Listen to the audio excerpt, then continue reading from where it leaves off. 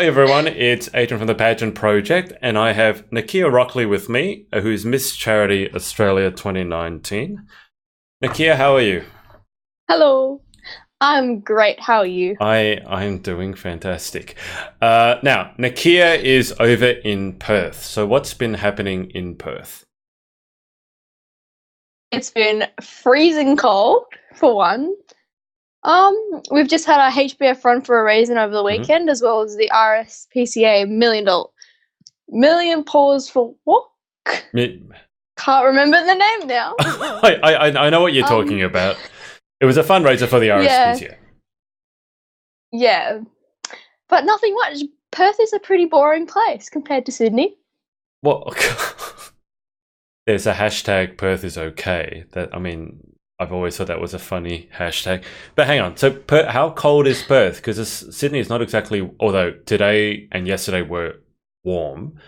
But how, because I saw somewhere, because I always do my research, you don't like the cold. And by cold, I mean like anything under 20 degrees Celsius, right? Yeah, I hate the cold. Yet I'm choosing a job to go to the snow and work in the snow for 6 months. But I hate anything that's under 20 degrees. And it's been like 10 degrees every morning. Okay.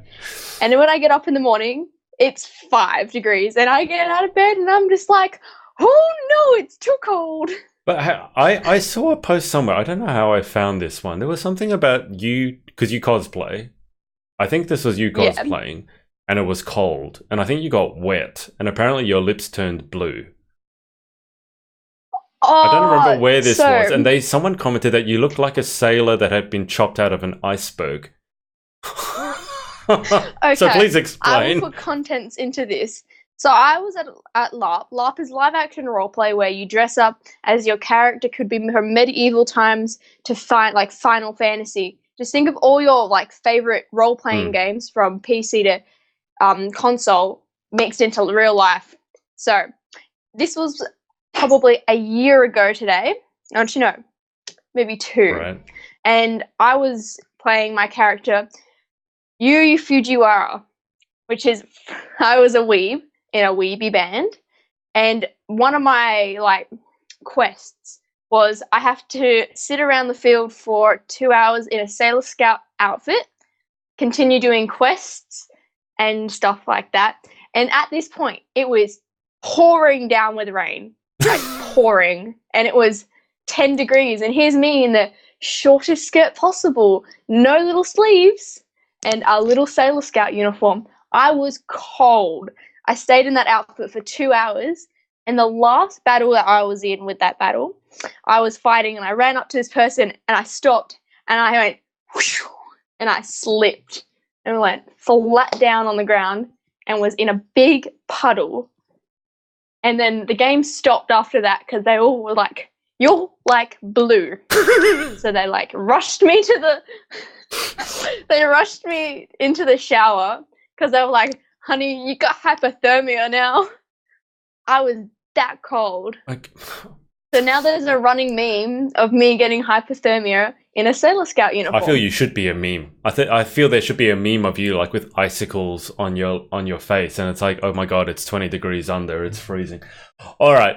So now you've covered a lot. Before we dig into that, so we already had Emma Connor, who you said is your director, ask a question. So she's Mm. asked, what is the one thing that you're extremely passionate above all else?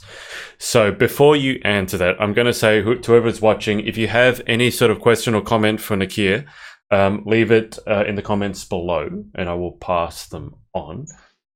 But Nikia, what is the one thing that you're more passionate about than anything else? I don't know. It could be cosplay, it could be LARP, it could be turning cold. Who knows? It is actually my cats.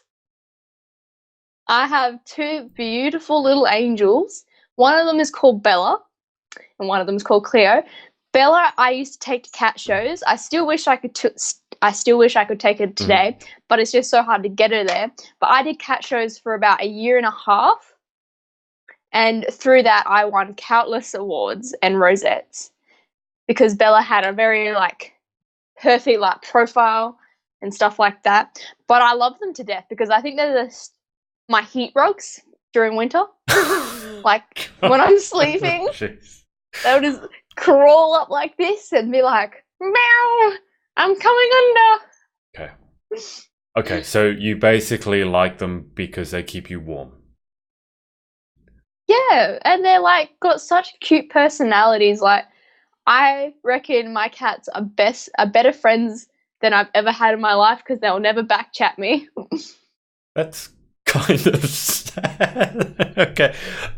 What kind of cats are they? I saw a photo. It's like, are they Siamese? Is one of them Siamese? Yeah, so one's a Siamese Oriental bicolor, and then Cleo is a Balinese Oriental. How does a Balinese look? I can't remember. I know Siamese. A Balinese kind of looks like a seal point. So they've got a really chocolate color nose, and then they've got like a chocolatey body as well as the chocolate little socks. And then a bicolor, if no one has seen photos of my cats before, they have a 3-colored point nose. So Bella, she's got a brown outskirt of her eyes, and then she's got white, and then she's got brown again. Wow.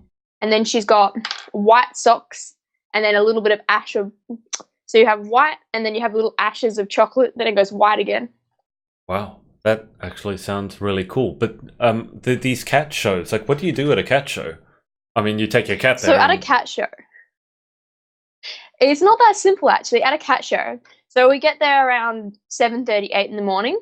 We have these little show cages, we call them, and we have to decorate them. So they're called curtains. So we hang up curtains around the corners of the thing, and we also have a mat that we go over. The curtains that I use for Bella are these red Chinese themed. So they've got these Chinese ladies on them, and it's all red because you want the curtains to make their color stand out and make them pop. And then what do you do? Yeah. And then when the show starts, we've all got to sit down. So we've got 3 groups. So we've got the Siamese group and Orientals. Then we've got the ragdolls, long hairs, and the domesticated, and then your other breed. Maybe don't make that face when you say other breeds. Other breeds. I love them, okay? So when the show begins, we sit down and you get numbers on your cage, and the judge will slowly bring out the number. They will bring it out, stretch your cat out, see if it has a long tubular body, as well as to see if it's... What, so they pick up your cat and what they like... I can demonstrate it for you if you like. Can you reach? I mean, you got your headphones on, remember? Okay, let me show you. Okay, here we go. Magic. Hey, Cleo. God. Okay. So this is what they do. So that's what they do. They stretch them out like this, and then they look at their face to see if they've got a nice shaped face. And as you can see, Cleo has a good ability at this. So see how they stretch them out to see the long tubular body? And then they'll look at the face to see if it's got a nice down, then down and down. A nice down triangle. And they'll also look at the ear shape. A perfect ear shape that the judges kind of want from a cat is a triangle pattern. I've heard that. Yeah. So that's my cats. Give us an idea as to your pageantry experience. What have you competed in, and how did you finally come to the title that is resting on your head now? Okay, so in 2016, I competed in Australia's Teen Queen. Okay. I got into that because I was scrolling through Star Now looking for modelling jobs or acting jobs, and it just popped up. And I was like, oh, is this like a modelling competition? So I sent through my application and I got it back, and turns out the competition was in 3 weeks. So I was like, what am I getting into? What is this? I didn't know what an evening gown competition was, a fun fashion, and all that. And then the person who was running the pageant, Lucinda, she was like, come into my shop and look at a few dresses. She actually had her shop right down the road from my house. But wasn't Lucinda is up in Queensland, isn't she? No, she's in Perth. Oh, I didn't know that. Okay. So you went to her shop? Me and my mum went to her shop, and the first impression that my mother and I ever had of that shop was, holy shite. This is a very expensive dress. because the first dress I tried on was $1,000. Ouch. Okay. Yeah. And then it was very funny. After that, we were like, oh, maybe we'll get this dress. And it turns out we just went down the road and went to a op shop and bought a $2 dress for my evening gown. And then this weird dress for like $5 from the Applecross Vinnies. And I must say, during that pageant, I feel like I gained so much more confidence and was like, oh, so these are what pageants, and they got me hooked. Yeah. So my next pageant I did was Galaxy, Australia Galaxy Pageant. Which is also run by Lucinda. That's where I met Ruby. So Ruby messaged me maybe a few months before the pageant, and she was like, yo, you like cosplay? So do I. Let's be friends. That is actually a very Ruby Adamson message to actually begin with, yo. Yeah. So we started talking from there, and when we we were like, oh my God, we have so much in common. And we just clicked instantly. We would be calling for like 4 or 5 hours straight. And then when we met each other, it was like, oh, you are my guardian angel and I will never leave you again. Hang on, is that the year that Ruby won? Yes, that's the year Ruby won. So that's the year that Ruby became Miss Teen Galaxy Australia. Yeah. Okay, and then after that, what happened? Mm-hmm. And then after that, I did Australia's Teen Queen again. I really liked that. But then it started getting super expensive for me to do pageants. So I entered in Galaxy one more time. And then I couldn't afford to fly all the way over to the Gold Coast, so I couldn't go. And I was like, it made me feel really dumb and bored. And I was like, I can't afford to go over to the Gold Coast anymore. It made me really sad. I couldn't watch my best friend's final walk. And then I remember 2 years ago watching this charity pageant start up. And I've been like watching it. I was like a bird just watching its prey for like 2 years, just watching it go along. And then I was like, right, for once in my life, I'm going to step out of my comfort zone and do a little pageant. Right. I fell in love with it. It was really nice. And then when it came to my crowning night, I kind of loved it. That's where I met Chantel O'Donohoe. She is a lovely damn lady. She's probably about the same height as you, to tell you the truth. She is. She is the shortest. She's actually smaller than me. Really?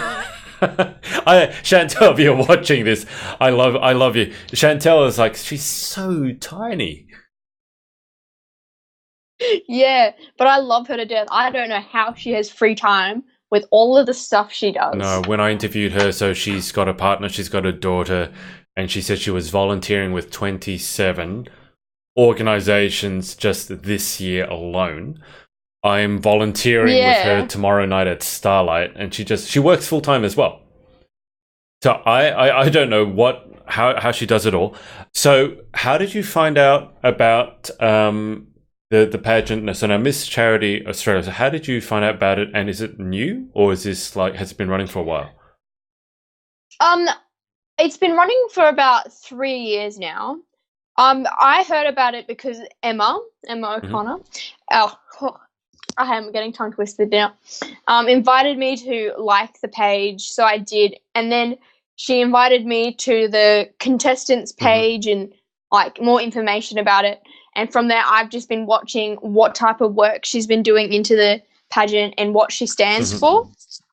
And then I was just like, wow, okay. So the first ever pageant they did, I think they had 7 or 8 contestants and one lady who won. It was in her back garden, and I swear I think that was the most beautiful scene to have it, because the photos from that night were amazing. And then the second pageant she did was a little bit smaller, and it was in a big grand auditorium, which I love too. And I was like, okay, this pageant's improving more and more and more. I'm going to put my support into it now. Sure. And then when I did, here I am. I actually applied to be a contestant 7 months before the actual crowning night. And I was like, oh, God damn it, what am I going to do for 7 months? So give us an idea what you did do, because all the pageants, one of the things they're very different about is how much you actually have to get involved. and then also once you win, like what's expected of you. So give us an idea as to what you did in the lead up, and then also give us an idea what you want to do the 12 months of your reign. Yeah, so I do a lot of like event work. So throughout the thing, usually most of the events I work, I can't wear a sash for because it's just weird at the point in time, but most events I can. So in my lead up, I probably I did maybe 4 or 5 events. So I think one of them was City to Surf. I spent 6 days there helping set up and pack down the event. During that event, I helped pack lunches, do all the like fencing for it, set up the city. So we got up on the event day. We got up at 1 a.m. in the morning. We went straight down to the city and we set it up. I didn't finish that day till about 5 p.m. at night. So that is like a 16-hour shift. It's a long day. But I love it. It's so much fun. And then recently, with my title win, I helped out at the Perth Garden Festival, which I absolutely loved. I was collecting money for parking. I was doing maybe 8-hour shifts, and I loved it. So why? What attracts you to pageantry? So obviously you seem to love helping out and volunteering. What is it that draws you to? I mean, it sounds like a lot of long hours. So you wouldn't be doing it if you didn't love it. So why do you do it? No, I love pageantry because it helps me create new friendships. Like I say, with Ruby, I created like a sister. It also helps me build like better understanding of different platforms. Like the other day, I did some. Oh, I forgot the word. I was doing some shaker tins for the dog refuge at Shenton Park here in Perth, and it just makes me feel amazing when I give back to small little things like that. So like the money that we raised helped to feed their dogs, to build bigger shelters so they can home more dogs, because currently they are at full capacity and they can't take any more dogs. So this money that they're using helps rehome them as well as feed them and open up more shelters for them to take in more animals that are unwanted or just don't have a home. Yeah. Nikki, I want to ask you, because you're just finishing off year 12, and I've worked in high schools, all girls high schools before, and a lot of the time they don't really care nearly as much about their community as you seem to. So I want to ask you, how did you first start getting into sort of the volunteer side? Was it because of a parent?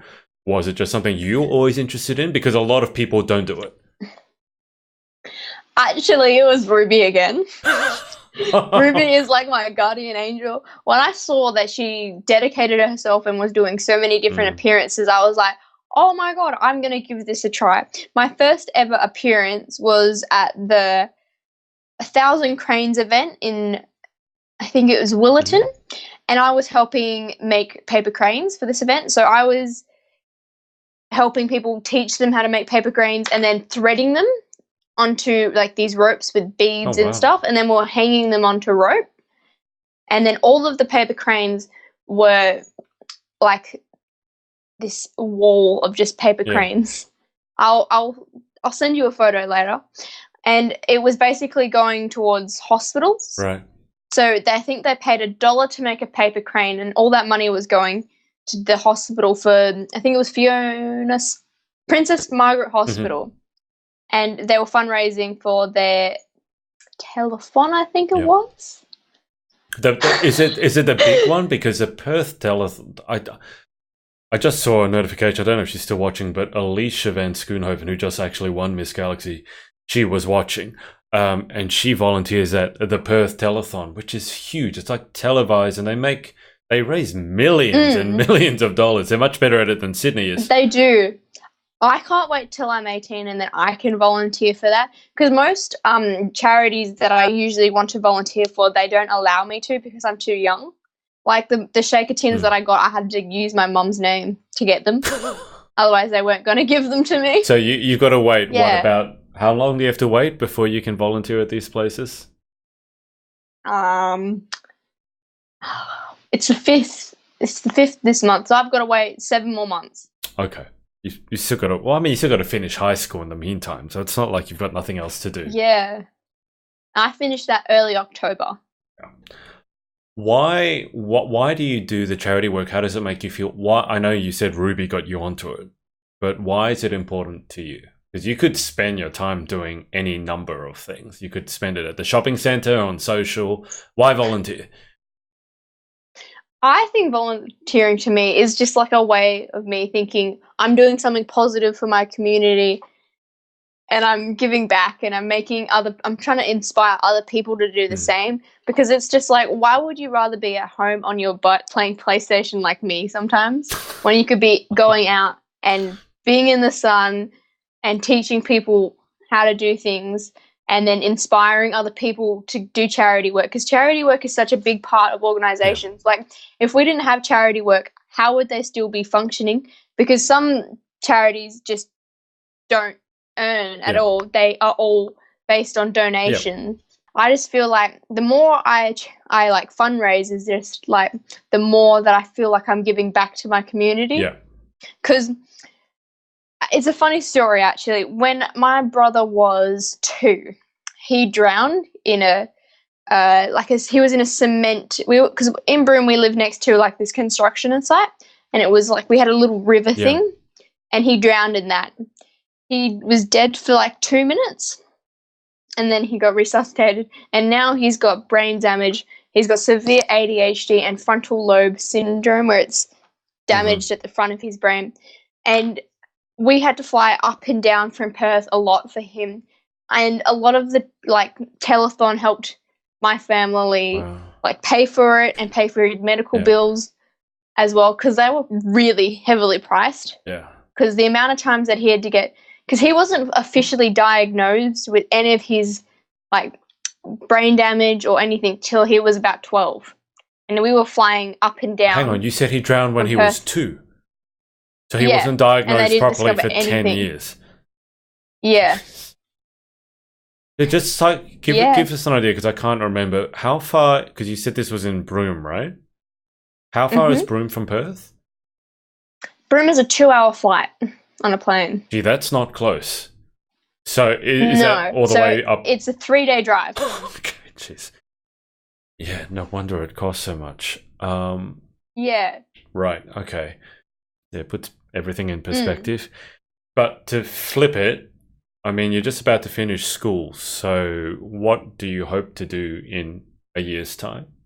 5 years' time? I'm not going to say 10 years, because when you're just finishing high school, 10 years is like, I can't think about that far.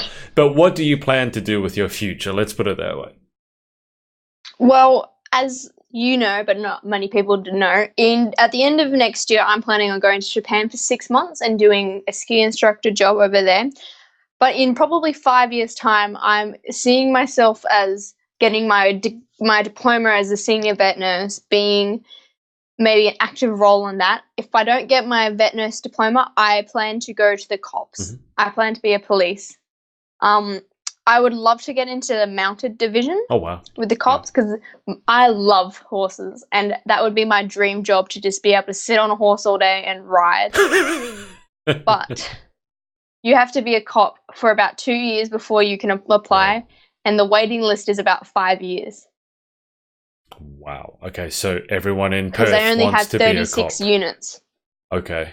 Yeah, no, it's just because they only have 36 horses in WA. Okay, for the mounted. Okay, all right. Yeah. And everyone likes to sit on their ass all day and get paid. On a horse. Yeah. Okay. Why do you? I mean, you must ski. I'm assuming you don't go over there to be a ski instructor if you can't ski. Okay. Why Japan? Hang on, we have to get into the whole Japan thing. So I'm going to assume, and you can correct me if I'm wrong, the Japan thing is because of your love of gaming. Is that right? No, actually, it's because of my love of anime. Okay.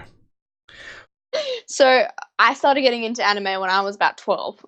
And I've been addicted ever since. And I only recently went to Japan in December last year. I went on homestay with my school.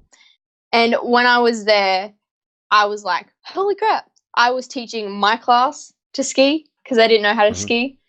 And it was so funny watching the Japanese instructor be like, what are these kids doing? What do you mean? Because he was speaking Yeah. Japanese and no one in the class understands him.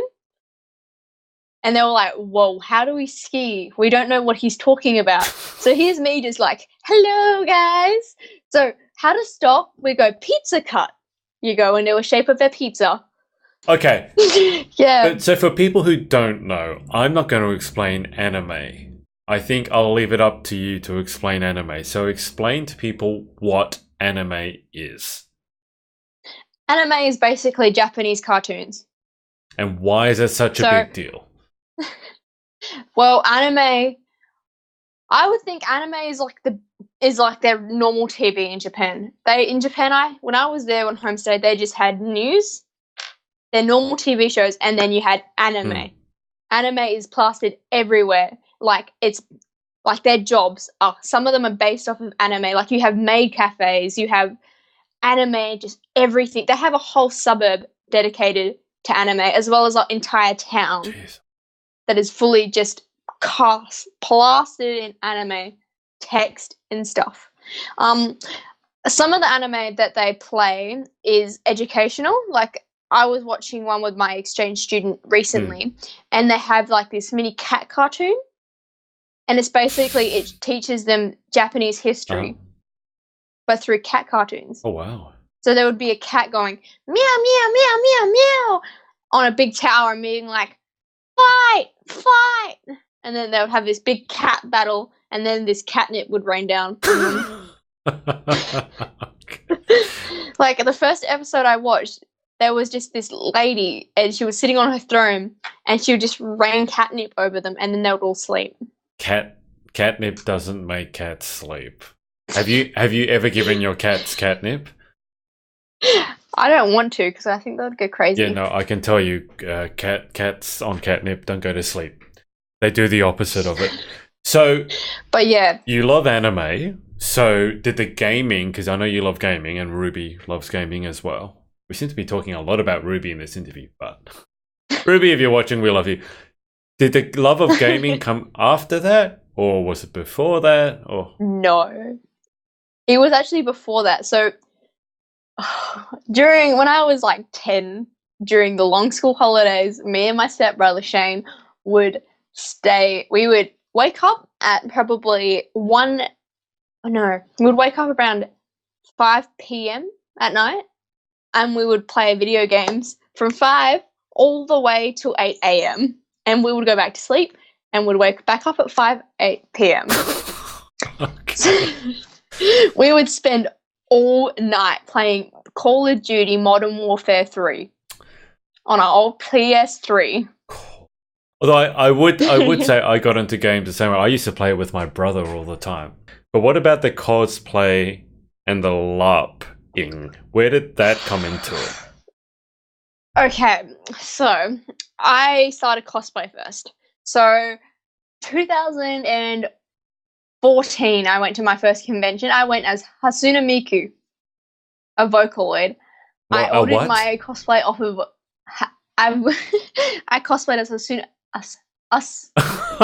Miku. I can't pronounce her name anymore. Oh no! She's a Vocaloid. What's a Vocaloid? And so Vocaloid, it's really funny. Sounds like a disease. So Hasuna Miku is a Japanese icon. Okay. Like she has live shows, and she's a digitalized program. Oh wow! So she writes and sings songs. So she's a singer, and she actually does real life shows, and they just bring up a hologram of her. So I cosplayed as her in 2013. I bought a cheap cosplay off of eBay. It cost me $30. I ordered a wig too, but that didn't show up. So I rolled to the convention with my hair in 2 pigtails, spray painted my hair blue, and I was like, "What's up? I'm here." And I had a few people come up to me and ask for photos, and I was like, "Oh, this is fun. I'm being recognized. I'm popular." And then I did it again. Yeah. My wig arrived this time. Plopped on this electric blue wig that is about maybe 100. They have 100 centimeter long pigtails. Okay. And I arrived to this. I arrived to this convention and I love it because it's just basically all of my favorite characters from TV shows that I watch are I can imagine. to me in life. My next cosplay I did was from Yuri on Ice. I cosplayed as Yuri. Yeah. Which is a fragile little ice skater that has to watch his weight all the time because he eats too many pork cutlet bowls. That's such a Japanese thing. And then you have this sexy Russian with this ice blonde hair, like, hello, I'm here, I'm Viktor Nikiforov, and I'm going to teach you how to ice skate, as I am an Olympic champion. Anyway, before we get to the final 10 questions, for people to follow you, so what are the best social platforms and social details to get you on? I've got you as @Nikia.Rockley on Instagram. Yes. So my best social platform would be Instagram. Mm-hmm. I do use my Facebook page, Miss Charity Australia Nikia Rockley. Okay. But I don't post on that as regularly as I post on Instagram. Instagram is like my hotspot. Probably because I get notifications like this compared to my Facebook page where it's just like I struggle to get them. Yeah. No, Facebook page notifications are horrible. Yeah. Okay. All right. Do you know what the final 10 questions are? No. Okay, let's see how you do compared to Ruby. Okay, so we have 10 final questions. This is as pageant-esque as we're going to get. And whatever answers you want to give is fine. All right, so question the first. What is your favorite word? Moist. Oh, God. I'm joking, okay, I'm joking. My favorite word would You're really not. Would have to probably be I don't have a favorite word. What the hell? Probably my favorite word currently is just screaming at my dog saying Bailey. Okay. I'm going to go with moist because I think that describes you perfectly to a T. Your favorite word is the one that everyone else has hate. Everyone else has. Okay, so question 2. What is your least favorite word? Butthurt. Okay. When someone comes up to me and they're like, I'm so butthurt over this, or this person's being so butthurt, I'm like, honey, how did this start? And it's all your fault, probably. Probably. I've never met anyone who uses the word honey as much as you do. This is a very Nikia thing. I mean, not talking about honey as in out of a jar. I mean, referring to people as honey. Okay, question 3. In life, what gets you excited or what turns you on? Horses. Or someone saying they have food for me to eat. That's such a pageant thing. Food. Like when I'm at school lunches and they're like, Nikia, I got food for you. I'm like, mine, mine, mine. What's your favorite food? Pasta. That's right. I love ravioli. Oh. Okay, we're going to move on before you start drooling all over the place. Question 4. So that was what turns you on. Question 4, what turns you off? What turns me off? Me having to repeat myself 3 times and they still don't get the thing I'm trying to tell them. Is that because you're saying people it being funny? dumb? People. Okay, fair enough. People not listening well. Yeah, like I'm just like, after my second time repeating myself, I'm like, don't talk to me. Okay, what about what sound or noise do you love? My cat purring. That's a good one. And question 6, what sound or noise do you hate? My dog barking. All to do with animals. Because it barks all day. I understand. Question 7, if you could have one superpower, what would you pick and why? To teleport.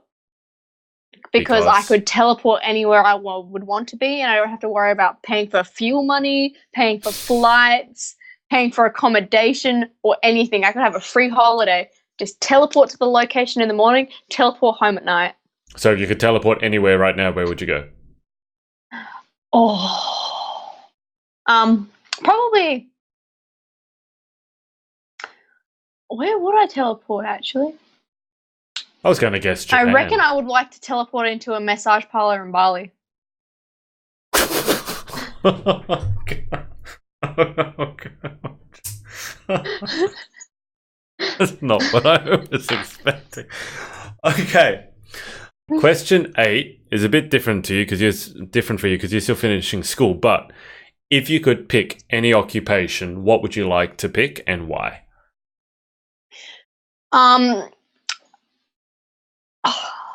Probably I'd like to be a professional actor.